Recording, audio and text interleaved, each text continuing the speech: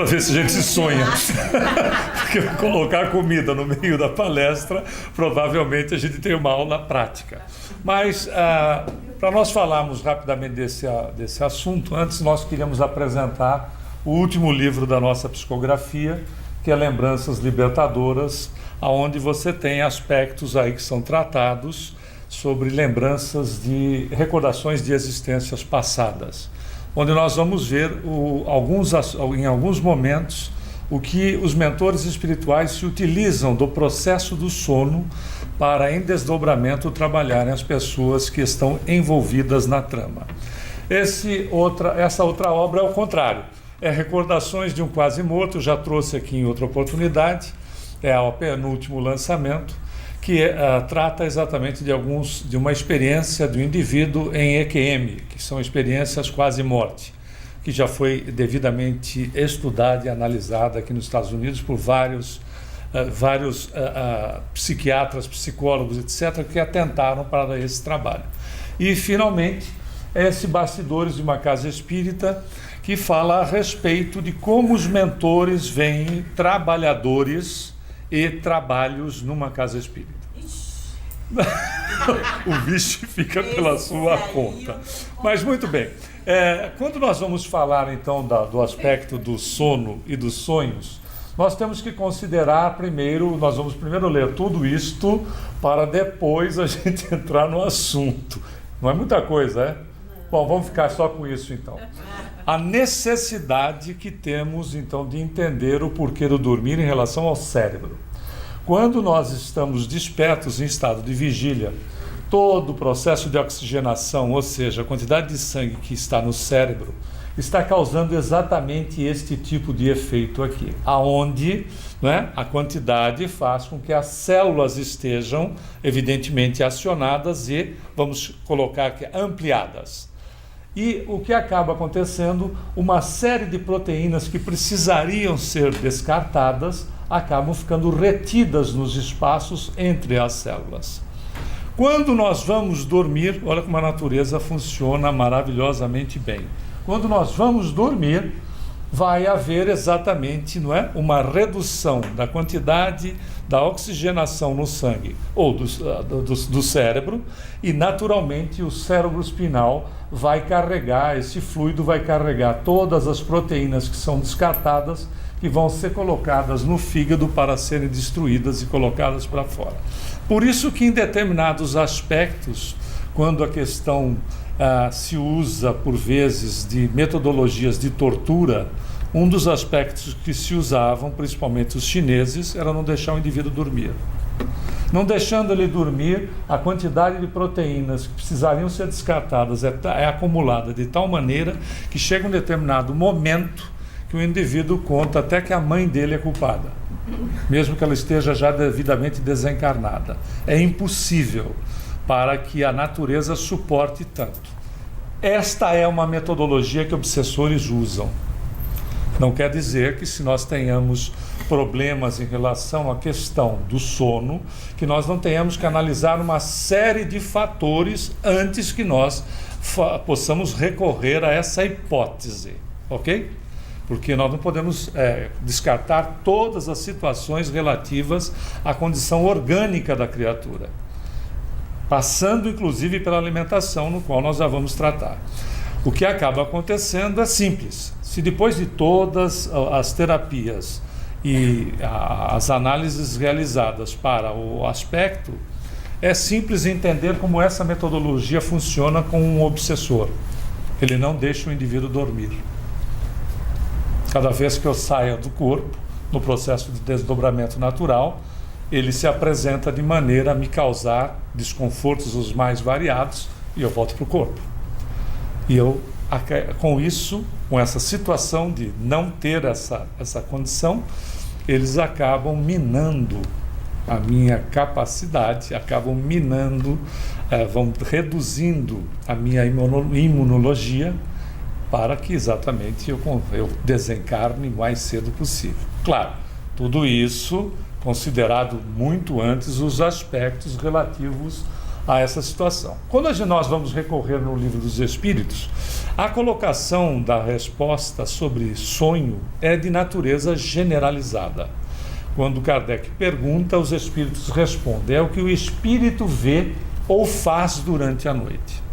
Claro que na obra eles tinham que dar uma classificação de ordem geral, porque como ele poderia ser especificado, só esse assunto iria requerer obras que se estenderiam muito para que o Livro dos Espíritos pudesse chegar a uma conclusão e ser lançado.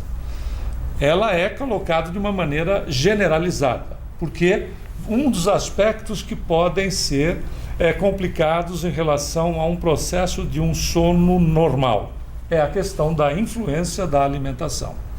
Infelizmente, muitos de nós brasileiros, claro que não é uma regra, faz a alimentação um pouco no estilo americano, mas com um problema maior em relação ao horário. Passa a ter uma alimentação de manhã de rei, um almoço, aliás, o contrário, de manhã um café da manhã de mendigo, um almoço de príncipe e um jantar de rei. Não há Cristo que aguente. E principalmente jantares que chegam a ser marcados 8h30, 9h30, 10 horas da noite, para o indivíduo e depois ir para fazer o seu horário de repouso, quando o contrário é uma realidade. De manhã tem que ser um café da manhã, um breakfast de rei, um almoço de príncipe e um jantar de mendigo. Fora disso, qualquer combinação que seja de uma alimentação mais pesada à noite, nós teremos influências no processo do sono. Eu me lembro que certa feita um cidadão me abordou na empresa que eu trabalhava, ele era segurança. Era enorme o sujeito, e ele chegou para mim, era uma época que se dizer espírita era muito complicado, né? Então era muito sério você se dizer espírita, porque era imediatamente classificado como macumbeiro. E também é uma outra vertente, né? Mas enfim, o cidadão chegou para mim e disse assim: eu também vou lá. Lá aonde? Lá, naquele lugar que mexe com aquelas coisas. Ser abordado desse jeito, que você vai lembrar, onde é que eu estou indo, que esse sujeito também vai. Aí disse: lá na federação. Disse: você frequenta a Federação Espírita? Disse: e eu já estou no meu 5º tratamento, e o problema de obsessivo que eu tenho não teve solução até agora. Disse: nossa, que caso sério, né? Porque a rigor pode não haver a solução, mas pelo menos uma minimização do processo, pelo menos. Disse: mas escuta, e você tem feito a assistência regular, as recomendações, etc? Tem. Aí o mentor assoprou: pergunta o que é que ele come. Disse: desculpa, me diga uma coisa, esses pesadelos seus são muito intensos? É o processo obsessivo onde eu tenho pesadelos horrorosos. Eu disse: ele é muito intenso assim? Disse: eu acordo de madrugada me sentindo perseguido, completamente suado e coisa do gênero. Disse: você costuma comer o que e a que horas? Eu chego em casa por volta de 10h30, 11 horas da noite, mas eu não como nada pesado. Eu como uma linguicinha frita, uma saladinha de batata. Disse: meu amigo, até o porco sai correndo atrás de você, querendo aquilo que lhe pertence em relação àquilo que você come. Como é que pode haver um processo onde a digestão, todo o fluxo sanguíneo vai ter que ir para a digestão? Você não vai ter pesadelo? É evidente que você tem pesadelo, né? Modifique os seus hábitos, que você vê como altera essa situação. E é uma realidade. Na modificação de hábito, nós percebemos o quanto nós nos liberamos no processo do desdobramento. Porque a grande maioria, diz André Luiz, lamentavelmente, no processo do sono, costuma ficar literalmente ao lado do corpo. Ou seja, quando sai do corpo, não entendendo o processo, não tendo consciência sobre o que acontece, fica aguardando num processo inconsciente, anestésico, que todo o restabelecimento aconteça, porque o procedimento é automatizado para que ele retorne então para o seu estado de vigília, ou seja, desperte. Outros saem do corpo não tendo noção, não tendo consciência do que se passa consigo próprio, são verdadeiros sonâmbulos que circulam no plano espiritual, na mesma intensidade de muitos desencarnantes que, ao saírem do corpo físico em definitivo, obviamente, não tendo consciência sobre si mesmo, sobre a realidade espiritual, são verdadeiros sonâmbulos que circulam nos ambientes na nossa dimensão, se entendendo ainda com o corpo que já não pertence mais, se entendendo vivos, utilizando de um corpo que já não pertence mais. Veja então o quanto é importante nós conhecermos sobre nós mesmos para utilizarmos dos recursos que são nossos. E que não é um processo meramente de estar mais ou menos evoluído. Porque, na realidade, a condição de quando nós saímos do corpo no processo do desdobramento natural, as atividades continuam regulares. Se somos criaturas interessadas no trabalho e no estudo, esta é a relação que nós faremos. E vamos descobrindo os potenciais que nós temos. Por exemplo, um daqueles que às vezes nós sequer tenhamos noção é a questão de quando nós saímos do corpo em criaturas que, por exemplo, têm o hábito de dormir como vieram ao mundo. Não é?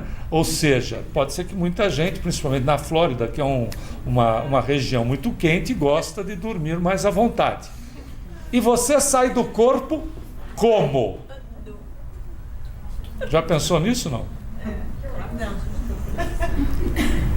Na realidade, olha um dos potenciais nossos que às vezes nós não temos noção. O quanto a nossa mente é capacitada para não nos colocar, mesmo sem ter consciência em situações embaraçosas. Veja essa situação. Ao sairmos do corpo, e nós temos um amigo nosso aqui que é hipnólogo, então ele conhece bem esse processo. Ao sairmos do corpo, nós imediatamente montamos uma vestimenta sem dar comando inteligente, aquela que via de regra mais nos apraz. Se você já sonhou e se viu evidentemente vestido, já deve ter percebido que é uma vestimenta que você costuma utilizar-se com maior regularidade porque lhe agrada mais. Ah, mas eu sonhei que eu estava completamente nu ou nua. Não está. Na realidade, esse tipo de situação é quando alguém nos questione em aspectos de natureza ética e a gente se sinta totalmente desarmado, como se estivesse completamente nu ou nua diante da situação. Isso é tão interessante que ele é automático, da mesma maneira que se nós pegarmos esse nosso companheiro que está aqui e pedimos para nos hipnotizar, e ele conseguir fazer uma hipnose grupal, desde que ele utilize de suas técnicas e nós aceitemos que ele faça o processo em nós. E ele mande a gente sair que nem umas galinhas loucas correndo no meio da avenida. Você acha que à medida que ele nos hipnotizar, nós vamos sair todos nós cacarejando e pulando pela avenida, não? Tem certeza que não? Olha, pode ter um frango escondido aí dentro. Na realidade, nós não o faremos. Nós não iremos contra a nossa... Olha que coisa interessante com a vestimenta. Percebeu a relação? Nós não iremos contra aspectos que firam a nossa ética. Agora, se a gente tem uma vontade louca de sair como galinha pulando na rua, evidentemente vai ter resultado e vai ser uma coisa bastante interessante. E hoje, como todo mundo tem um celular para filmar, né, você está perdido na internet. Mas é uma realidade. Olha o que acontece para nós, olha as nossas capacitações que temos e por vezes não temos consciência daquilo que somos como espíritos e a capacidade mental que temos em nos proteger sem que tenhamos o comando de natureza inteligente. Não é fantástico? Mas vamos em frente. Tanto é que a importância dos sonhos nós vemos através da história. O Dante, com os seus desdobramentos e as visitas, quem já leu ou estudou a Divina Comédia vai se lembrar das visitas que ele fez nas várias faixas onde se encontram espíritos que estão em conjunto, vivenciando uma realidade que nós chamamos de umbral, mas que é uma realidade deles, porque essa associação se dá exatamente pelos mesmos interesses, sejam interesses conscientes ou não, onde nós nos reunimos, nós nos agrupamos em torno junto a criaturas que estejam na mesma vibração, no mesmo diapasão. Outros grandes sonhadores, sonhos proféticos como o do faraó, que José do Egito, sendo médium, interpreta os 7 anos de fartura, os 7 anos de miséria. Outros grandes sonhadores que nós tivemos no Brasil, o Frei Galvão e o Antônio de Pádua, em Pádua. Na realidade, Frei Galvão tinha as mesmas capacitações que o Antônio, que era de Pádua. Ele não era de Pádua, porque ele era português, mas aconteceu os aspectos em Pádua, na Itália, aonde o Frei Galvão, na cidade de Pindamonhangaba, em São Paulo, ele se desdobrava do seu corpo no processo do sono, às vezes induzido, que pode ser induzido magneticamente, numa aplicação magnética em si mesmo, então induzido, ou então o sono natural, ele era visto tratando pessoas em outras cidades no interior de São Paulo.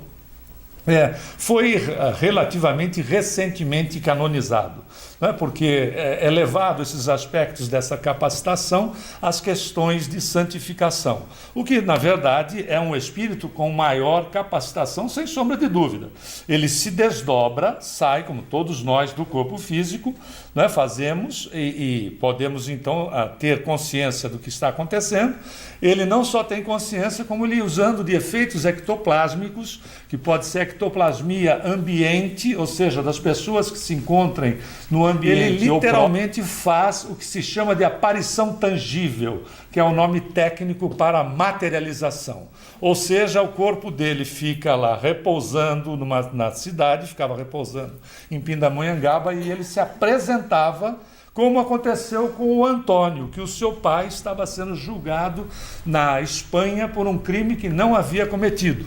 E o Antônio se desdobrou, ele estava em Pádua, ele se desdobrou no processo do sono e apareceu no tribunal, na frente do juiz e demais criaturas, apareceu junto com o desencarnado, que era um rapaz. Os dois materializados. E o desencarnado disse: não foi esse cidadão que me matou. O pai do Antônio foi inocentado, evidentemente, porque ninguém ficou lá dentro do tribunal para dizer que ele era culpado. Porque se materializou o Antônio e o rapaz que era o dito cujo do defunto. Ou seja, num processo de, claro, há comandos inteligentes, mas veja o quanto nós somos capacitados, mesmo estando envergando um corpo físico, que neutraliza em muito a capacitação do espírito.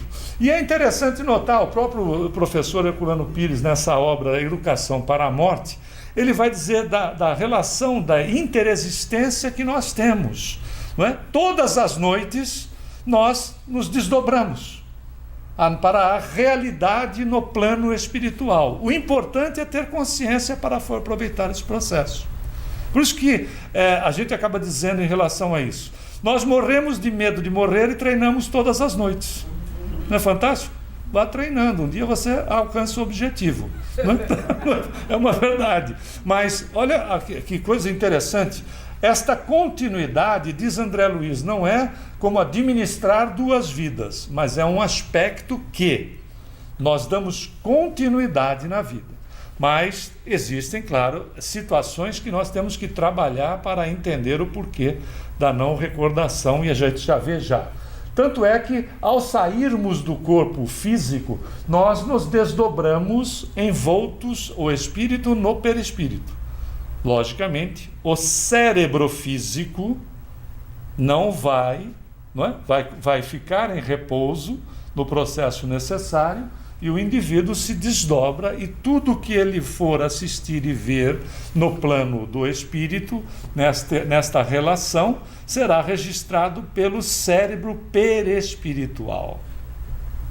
E quando nós vamos retornar, são aspectos mais delicados sobre o processo da lembrança. Por isso que André Luiz disse, se nós nos recordássemos de tudo, como é que este cérebro teria capacitação para administrar as duas situações? Nós vamos falar sobre sono e sonhos, aonde nós marcamos, se nós nos lembrássemos do todo, supondo que conseguíssemos manter essa capacidade, porque o cérebro não descansaria, a rigor, não é, para poder manter as duas relações. Onde é que nós marcamos? Quando nós estamos desdobrados ou hoje? Então você viria aqui, nós marcamos desdobrados. Ou então, nós marcamos desdobrados e você viria aqui. Então veja como é perfeito esse processo. Não é só pura e simplesmente porque é um cérebro novo e nós não temos os aspectos da recordação para trás. É uma condição da própria natureza ter como impedimento para que nós tenhamos a capacitação de administrarmos a existência no estado de vigília, sem essa relação com tudo que pode estar acontecendo ou não no estado quando nós estamos desdobrados.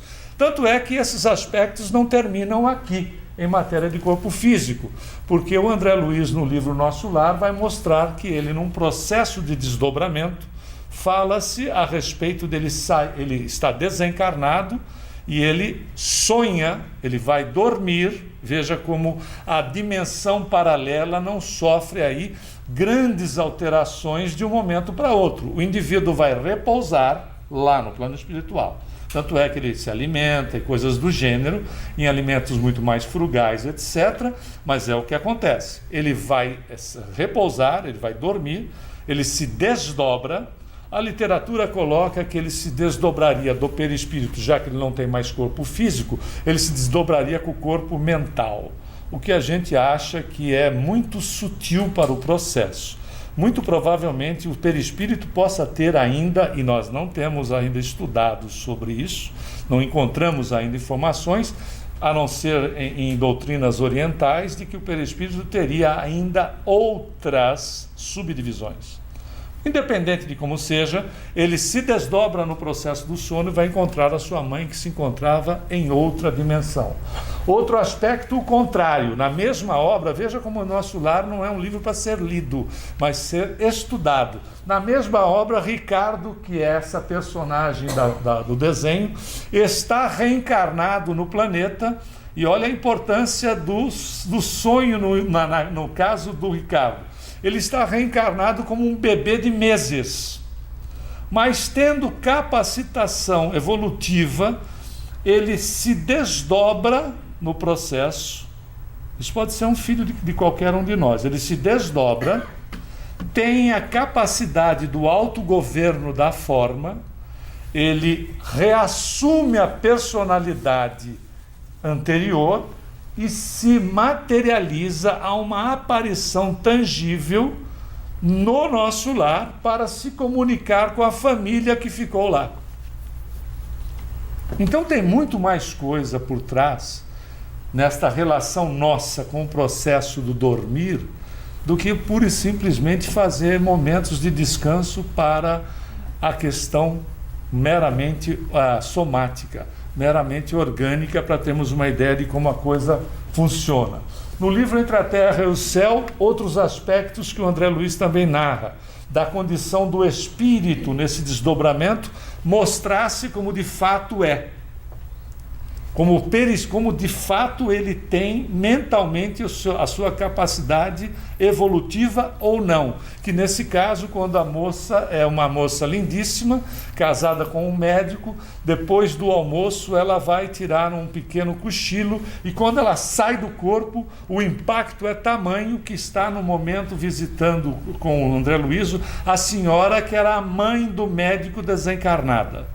Ela desencarnada está na casa do filho, quando ela vê aquela que é a nora, tinha que ser a nora, saindo do corpo, ela como espírito entra em pânico e sai correndo, porque a moça, naquela beleza física, na realidade se mostrava, o André Luiz narra, que ela se mostrava como se fosse uma verdadeira bruxa. E a mulher leva um susto tamanho, porque na realidade é o seguinte, o corpo físico, ele não é só um elemento de restabelecimento de natureza perispirítica. Dependendo da condição que o espírito desencarne, o tipo do problema que ele carregue, ele, na próxima reencarnação, o corpo, dado a densidade que tem, ele vai fazer um remodelamento de alguns aspectos que são necessários para remodelar o perispírito. Para se ter uma ideia, um dos casos é o de suicídio, aonde por vezes o tratamento que é levado a efeito no plano espiritual precisa ser encerrado ou dado continuidade no corpo físico, que auxilia a remodelação do perispírito. Vide na obra Memórias de um Suicida, de Camilo Castelo Branco, pela mediunidade da Ivone Pereira, que ela traz exatamente isso.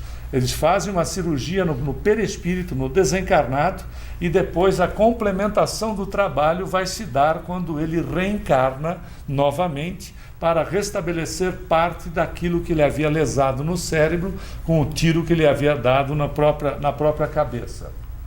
Outros aspectos são avisos entre encarnados e desencarnados, muito comum de acontecer, não é? E como é que a gente então prepara uma boa noite de sono? Alimentação adequada, como vimos, e prece, para entrarmos em contato com mentores amigos que possam, a nosso pedido, nos levar para locais onde nós possamos trabalhar, estudar ou sermos devidamente assistidos. Porque na condição que nós nos encontramos, como diz Jesus a Pedro, na obra Boa Nova, de Humberto de Campos, psicografado pelo Chico, o homem é mais frágil do que mal. E nem nossa fragilidade é muito possível nós, ao sairmos do corpo, procurarmos aquilo que mais nos agrade ou vivenciarmos uma relação com as nossas preocupações pura e tão somente, sem aproveitarmos a oportunidade de sermos atendidos. Esse é um desenho do Missionários da Luz, quando se desdobram os espíritos e são atendidos, recebem assistência espiritual, são encaminhados para locais de estudo e de trabalho, e outros recursos, inclusive, são utilizados, como na própria obra Sexo e Destino, de André Luiz, que ele trata de um caso onde a mãe desencarnada é uma suicida inconsciente e a filha, passando por uma situação complicada, a filha encarnada, passando por uma situação complicada, ela faz uma prece para a mãe.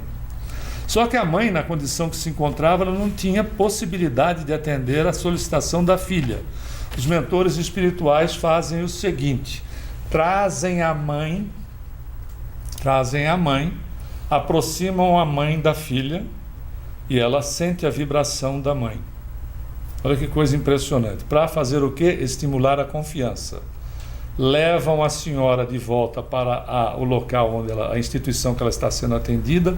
Um mentor fala com a menina.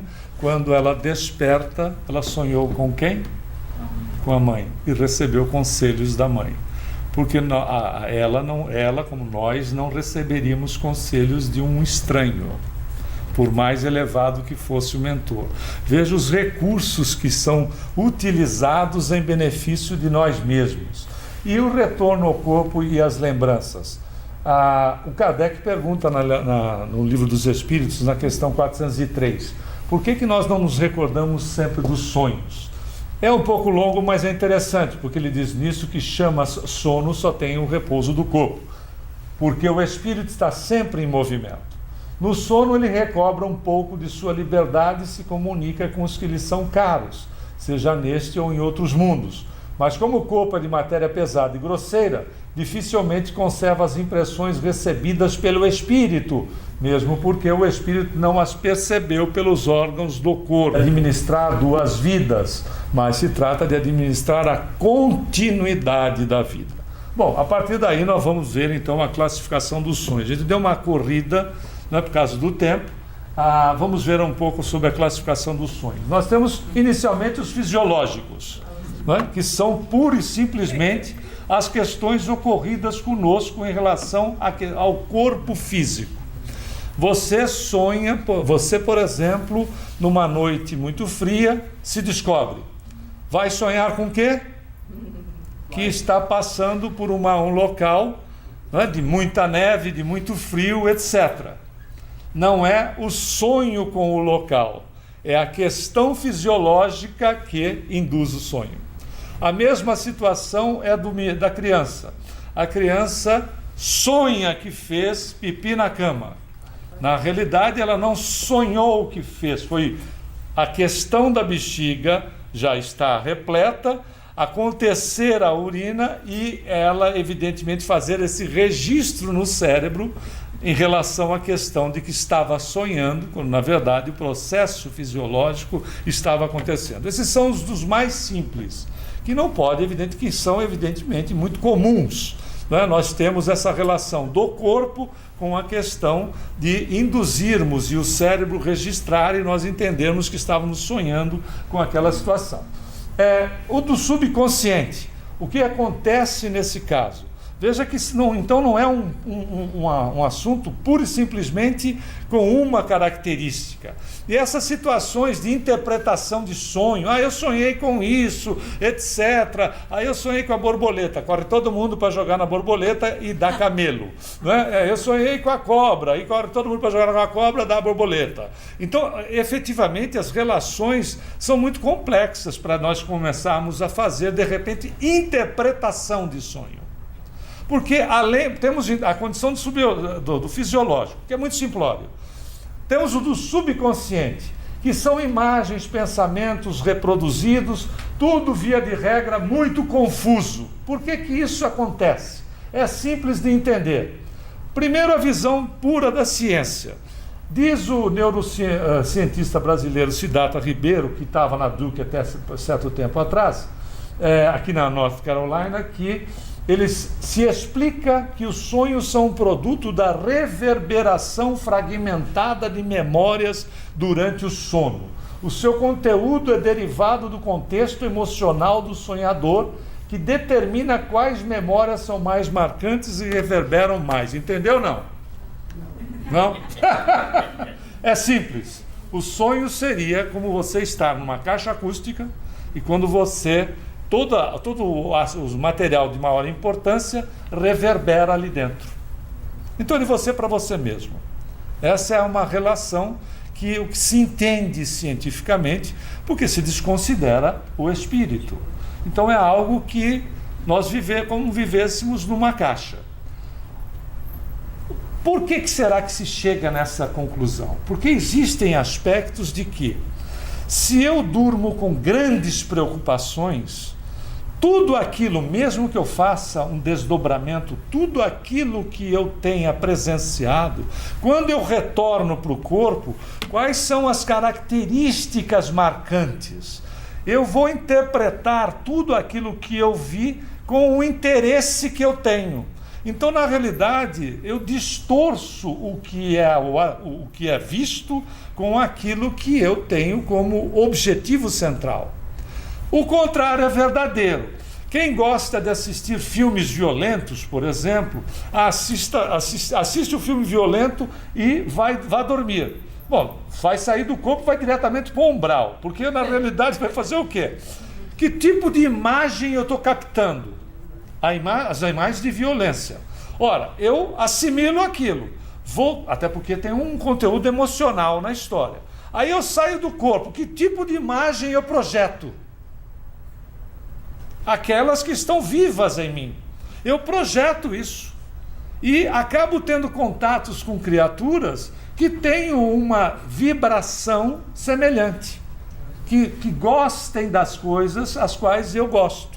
Por isso a necessidade de fazer exatamente o contrário. Então já não é só alimentação, são os cuidados com aquilo que nós levamos para a cama. Em questão de preocupação, né, os cuidados da prece, para que os objetivos sejam ampliados. Quando nós levamos, por exemplo, maior grau de confiança, tenhamos maior grau de confiança diante do problema, nós vamos encontrar soluções. Por quê? Porque ao sairmos do corpo, mantemos contatos com entidades, e nós poderíamos perguntar aqui, quem é que já não encontrou soluções para problemas variados depois de uma noite de sono? Não é normal? Por quê? É a confiança em nós, porque para ter confiança em Deus, você tem que confiar em você. A conscientização de que é necessário administrar a situação dentro do possível e aguardar, trabalhando pacientemente para que a solução aconteça. E ela acontece dentro de um parâmetro que seja natural, que seja adequado. Lembrando que problema sem solução, solucionado está. Então a gente já encontrou a solução, né? Um dos casos extremos, o indivíduo desencarnou. Tem solução? Não. Em relação ao corpo, não tem. Qual é a solução para a criatura? Trabalhar a questão da resignação e da sua relação com a criatura que não deixou de existir, que nós continuamos a amar e ela também nos ama. Então, esta situação de manutenção da confiança na nossa existência e na nossa continuidade. O que acaba acontecendo para esses sonhos confusos ou essa história da reverberação? Na verdade, é o processo de consolidação de memória ou de aprendizado. O que ocorre em relação àquilo que está havendo agora? Todas as informações do dia, tudo o que está acontecendo, estão sendo registradas no hipocampo, que é essa, parece uma pimentinha aqui, ó, esse local. Quando nós vamos dormir, o que acontece? No processo que já vimos, de natureza somática, as informações serão transferidas para o neocórtex para a sua questão de memorização. Por isso que quem dorme bem tem boa memória. Dormir bem não é dormir muito. Não é? Tem gente que se taxou a condição de se dormir. As pessoas precisam dormir no mínimo 8 horas por noite. Não é uma verdade. Depende do organismo de cada pessoa. Você pode precisar de 8, como você pode dormir satisfatoriamente, estar descansado e todo o processo acontecer em 4 ou 5. Não é verdade? Tem muita gente que dorme 4, 5 horas e está tranquilo em relação a isso. Tem gente que precisa de 12. A grande maioria, na média, uma pessoa que viva 90 anos vai passar 30 anos dormindo. É bastante tempo, é um terço da vida. É bastante tempo. Então, esticar demais significa também, não é, deixar uma oportunidade de ação dentro da dimensão que estamos, por questão de ficar dormindo. Bom, o que acaba acontecendo nesse processo? É simples entender. As informações que são captadas aqui, a acetilcolina está funcionando, não é? A toda durante o estado de vigília. Quando a gente vai dormir, praticamente ela fica anulada. Quando acontece isso, que a acetilcolina deixa de ser produzida na mesma intensidade, todas as memórias começam a ser transferidas para o neocórtex. Por isso a sensação de confusão, porque os arquivos não vão na ordem. É a mesma coisa que fazer download ou upload de arquivo. Se você tiver 10 arquivos e o de número 8 for o mais leve de todos eles, o número 8 vai primeiro. Então não há um ordenamento. É a mesma coisa que fazer então um download. Não há um ordenamento. Eles vão, não são sequenciais. E essa sensação de confusão é por conta disso. São pura e simplesmente as transferências das informações de tudo que nós vivenciamos durante o estado de vigília. Simples desse jeito. E temos os psicológicos, que aí tomam conotações diferenciadas. Por exemplo, o marido pensa em assassinar a mulher porque ela está gastando demais. Na realidade, ele não tem a intenção de assassiná-la, mas às vezes tem uma certa vontade, mas ele não tem a intenção de assassiná-la, mas pode, e esses sonhos passam a ser repetitivos. Ele está sempre esganando ela de algum jeito. Na realidade, não é uma relação, é uma relação falsa, no sentido de que pode ser que ele esteja querendo se livrar da cara metade. Pode ser? Pode ser. Outros aspectos. Ela sonha seguidamente com o aspecto de estar sendo traída, porque no fundo ela guarda uma desconfiança, o que pode não ser real. É tão importante isso, pessoal. Não é para livrar a cara dos rapazes. Mas no livro Libertação nós encontramos uma informação interessante sobre isso. Não é meramente psicológico, é real nesse caso. O casal adormece e o marido se desdobra e se encontra com mentores e vai para uma instituição de trabalho. A esposa, que está desconfiadíssima, sem nenhuma realidade nesse aspecto, ela está desconfiadíssima do marido, ela sai do corpo físico. Dois espíritos travestidos de mentores, hipnotizadores, a hipnotizam para que ela ache que eles são mentores e começam a insuflar ideias de traição para ela. Quando eles despertam, o casal desperta, o marido desperta bem, tranquilo, etc., e vai cuidar da vida, e ela extremamente abatida, depressiva, porque a situação foi fortalecida durante o período do processo do desdobramento. Bom, esses são aspectos reais. Ainda no psicológico, se a situação de querer assassinar a esposa ou de se sentir traída ou coisa do gênero pode ser pura e simplesmente a continuidade de manifestações das preocupações da criatura, também existem casos que precisam de assistência especializada, alguns até passando pela TRVP, a terapia regressiva de vida passada. E falamos de terapia. Terapia é tratamento, não é curiosidade. Eu quero saber se eu fui rei, rainha, etc. Colocando a terapia em xeque, principalmente nesse país, na década de 80, onde tentaram de todas as maneiras ridicularizá-la, porque estava lotado de Cleópatra, lotado de rei, rainha, faraó, duque, duquesa. Só tinha bacana e ponto. A quantidade de Cleópatra que apareceu naquela década foi absurdo. Por quê?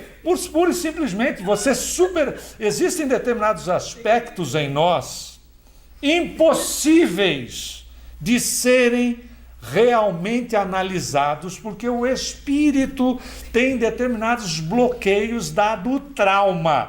Não tem coisa, e aqui nós temos psicólogos presentes, não tem coisa, que nós passamos em determinado momento desta existência e que colocamos de maneira a neutralizá-la para não ter que vivenciar e encarar a realidade nesta existência.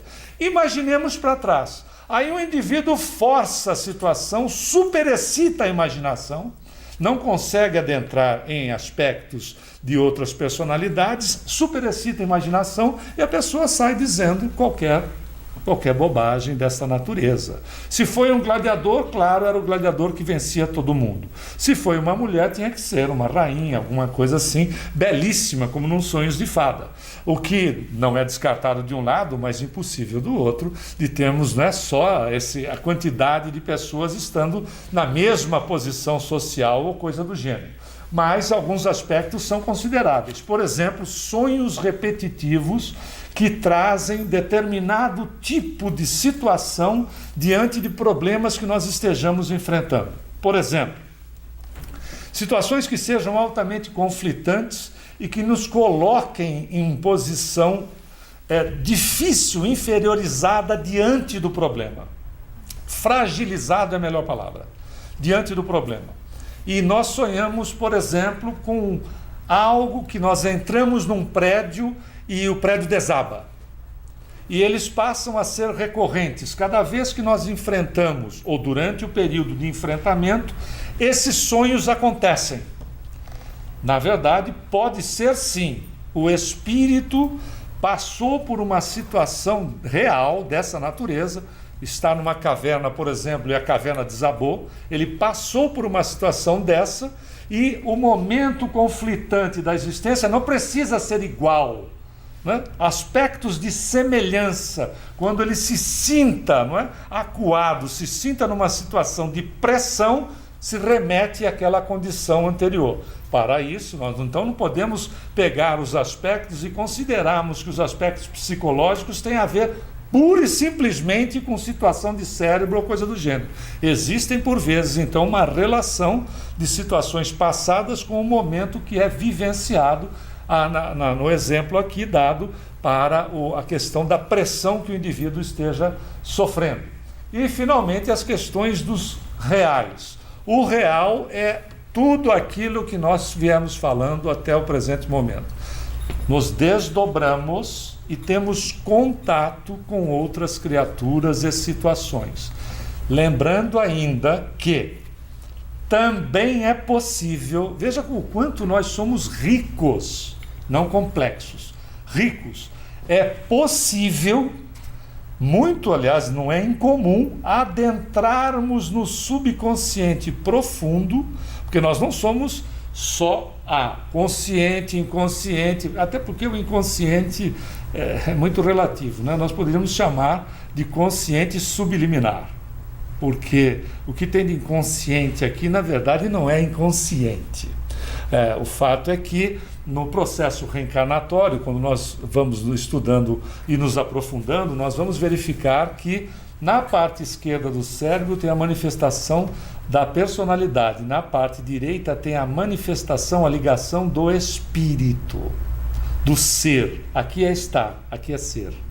O próprio cérebro tem um divisor de águas no processo reencarnatório. O livro Alquimia da Mente vai nos dirigir muito bem nesse trabalho, e o autor é Hermínio Corrêa de Miranda. Vale a pena porque o que acaba acontecendo conosco?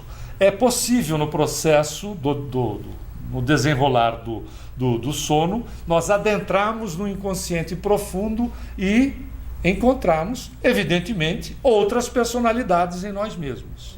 E fazemos uma relação, por vezes, de recordação de outras existências, claro que não a existência inteira, alguns lampejos das outras existências, e aquilo, quando nós despertamos, aquilo foi real.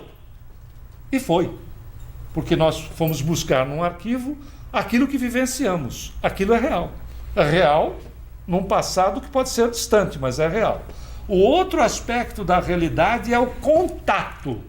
Nós saímos do corpo físico, entramos em contato com criaturas, procuramos as situações que nos agradam. Procuramos as situações que nos toquem. Ou seja, aquilo que nos interessa, o fruto dos nossos desejos, que por vezes não são manifestados no estado de vigília. E aí, ao sairmos do corpo, vamos entrar em contato com criaturas ou em situações que possam ter relação. Então significa o seguinte: somos atraídos para aquilo que nós temos interesse. Então nós podemos ir para bares, por exemplo, para locais, né, de reuniões desta natureza, podemos ir para festas. Não quer dizer que o fato de ir para a festa, toda festa seja um problema, muito pelo contrário. O problema não é a reunião, é como eu me coloco nela. Né? E se eu tenho, de repente, muito desejo, mas não vou porque pode pegar mal, na hora que eu saio do corpinho maravilhoso, ninguém me segura. Ninguém me segura. É uma realidade. Porque, veja, nós não conseguimos manter essa estrutura, né, da persona, que está baseado exatamente na personagem. A realidade é que manda. Outros aspectos também. Podemos ir para palestras. Não é incomum nós encontrarmos pessoas dizendo assim: eu sonhei que eu fui no centro, não era mesmo esse, mas eu encontrei algumas pessoas do centro numa situação que era diferente. Claro, porque aqui nós temos 2 centros, na verdade. Nós temos esse nesse plano e temos ele estendido na dimensão. Até porque nós nunca vimos numa palestra desta natureza tanto desencarnado como hoje. Daí, para quem tem clarividência, poderá confirmar. Tanto desencarnado aqui quanto hoje. Impressionante, né? Porque, via de regra, a gente vê assim, um ou outro, mas não nessa intensidade. Talvez seja até mesmo criaturas que tenham necessidade de revisitar esse tipo de assunto. Porque eles continuam vivenciando essa realidade na dimensão deles. Continua natural. Então, num processo de desdobramento, pode-se vir para esta instituição na dimensão espiritual, ter contato com pessoas que frequentem aqui, trabalhadores e coisa do gênero, e despertamos entendendo que fomos para uma instituição diferente, etc., mas encontramos as pessoas que frequentam aquela a qual nós temos o hábito de frequentar. Outros aspectos, podemos ir para estudos e instruções, o que é altamente proveitoso, e trabalhos de assistência. Não é incomum, por vezes, despertarmos e temos, aliás, sentirmos no corpo determinadas reações pelo trabalho exercido durante a noite. E faz todo sentido. É muito claro e básico no próprio Kardec. O balão que você amarra no poste, o vento, quando faz com que ele balance, o poste acaba sentindo a vibração. Isso é muito possível. O importante é que nós tenhamos consciência em relação ao aproveitamento nesse período. Peça para o mentor te conduzir para os locais que sejam adequados. E é preciso pedir, sim, porque, voltando na colocação de Jesus, a nossa fragilidade é aquilo que a gente, no Pai Nosso, pede para nos livrar das tentações. Quem é que já foi tentado aqui naquilo que não gosta? Ninguém. Nós somos tentados naquilo que a gente gosta. Essa é a tentação. E nós temos um histórico que não é ruim, mas é primitivista do ponto de vista de relacionamento, não é verdade? Nós fomos anjos nas existências passadas? Não, nós somos seres normais em evolução. Nós somos seres normais em evolução. Uma evolução que vem do primitivo, aonde saímos da primitividade, estamos na condição de expiação e provas, indo para a regeneração. Então tem um histórico aqui que não muda assim. Vou dar um exemplo dos nossos dias. Certa feita, a dirigente do nosso grupo, nós não vamos citar nomes por uma questão de natureza ética. O dirigente do nosso grupo, nós fizemos uma visita, nós fazíamos parte de um trabalho com o Lar Oficina Augusto César, que bimestralmente, o Lar Oficina era responsável, mais um minutinho, ok? Tranquilo. Aí o Lar Oficina era responsável pela área social, foi durante 34 anos responsável pela área de assistência social do Grupo Espírita da Prece, o Centro do Chico Xavier em Uberaba, fundado em 1975. Então nós íamos com regularidade bimestral até Uberaba e éramos recebidos na casa de Chico durante 3, 4 dias que nós ficávamos em contato com ele, bimestralmente. Então as conversas aconteciam assim, num grupo muito pequeno, como ele dormia pouco, ele repousava 4 horas por noite. Então você imagina, você começava a conversar com um cidadão às 7 horas da noite e ia de madrugada. E ele inteiro, né? Inteiro.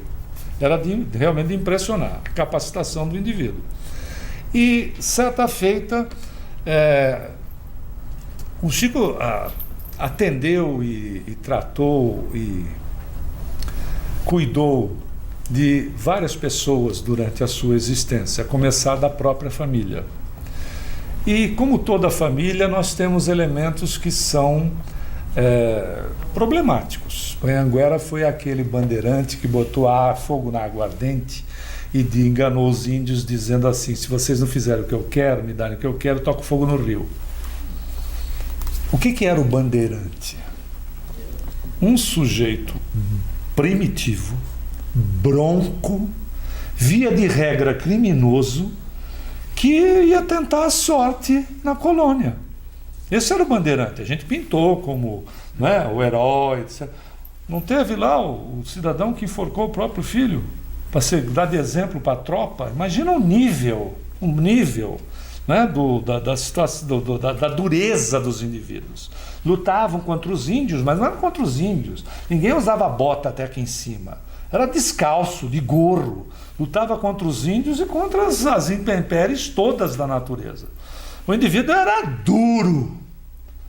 E, obviamente, a dureza, né, a condição do indivíduo não se sensibiliza de um momento para outro. A reencarnação, ela vai lapidando gradativamente. Ela não é um processo de imposições de mudança. Ela vai lapidando o indivíduo gradativamente. E a conscientização vai acontecendo nessa lapidação gradativa. Por isso que, se nós temos mais conscientização sobre a nossa vida, entramos nos aspectos do Cristo. A quem muito foi dado, muito será pedido. Por ninguém, pela nossa consciência. Por isso que vale a pena nós nos recordarmos de procurar aquilo que achar. Nesse momento a gente vai procurar o nosso café. Muita paz. Muito obrigado.